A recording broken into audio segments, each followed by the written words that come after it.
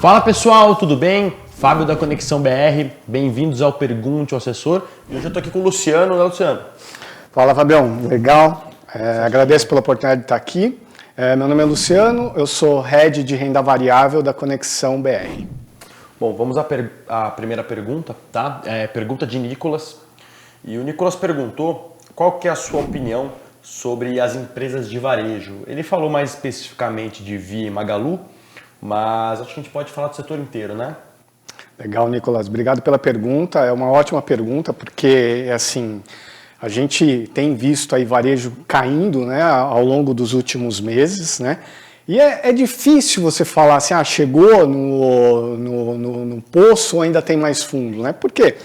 Essas ações, quando elas estavam sendo negociadas a R$5, R$6, o mercado já falava que estava barato, né? E ainda assim caiu. A verdade é que o setor de varejo, ele depende muito da taxa de juros, né? E com a taxa de juros no nível que a gente está, né, sobra menos dinheiro para o consumidor e o consumidor ele vai acabar consumindo menos. A gente tem que lembrar que a grande parte do consumidor, né, do varejo, ele acaba comprando de forma alongada, né, e parcelada. E quando você tem uma alta de juros, isso acaba jogando contra. A mesma coisa é a inflação, né? Saíram dados aí há pouco tempo falando que os varejistas aumentaram a receita. Claro que aumentou a receita, né? Aumentou a receita porque tem mais inflação. Subiu, né? Mas o importante é você ver quanto está sobrando no bolso, né? Então, por enquanto, né, a gente ainda tem essa questão dos juros, né, jogando muito contra, tá?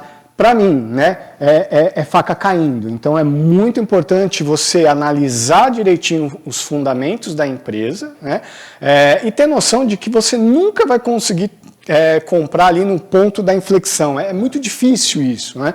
Então, você vai se posicionar e pode ser que você carregue ainda algum tipo de queda, né, até o mercado virar, tá bom?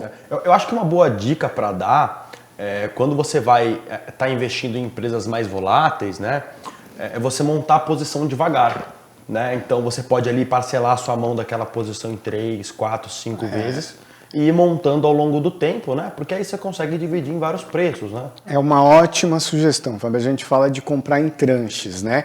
Então, o investidor tem lá, vou colocar um número fictício aqui, tá? Você tem R$10 mil lá, né, que você quer fazer de compra no setor de varejo, né?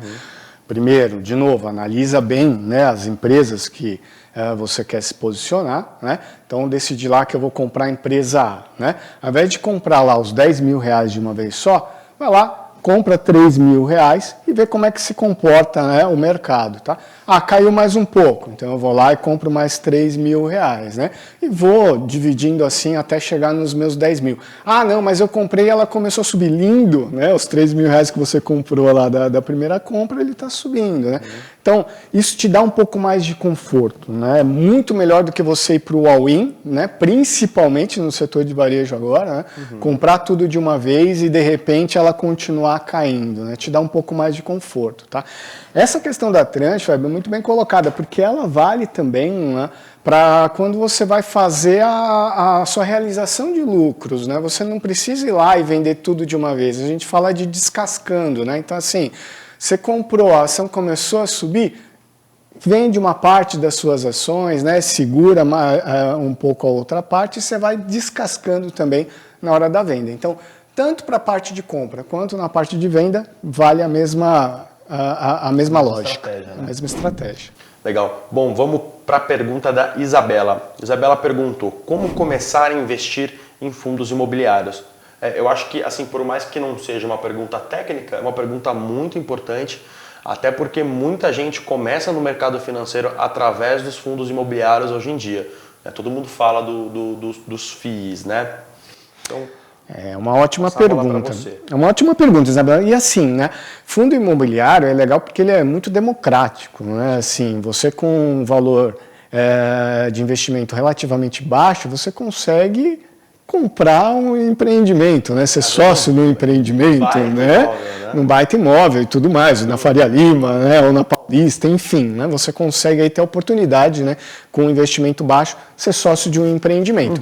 É muito importante, Isabela, na hora que você vai entrar nessa categoria, né, de fundos imobiliários, né, você manter uma diversificação e montar uma carteira, né? Não adianta você ir lá e comprar um papel exatamente, né? Você tem que comprar um grupo de papéis aí, procurando diversificar. Por exemplo, hoje a gente tem fundos imobiliários que a gente chama de tijolos, né? Que são os fundos de tijolo realmente, lajes corporativas, né? Ou shoppings também, né? E você tem um fundo de recebíveis, que o pessoal chama de fundos de papéis, né?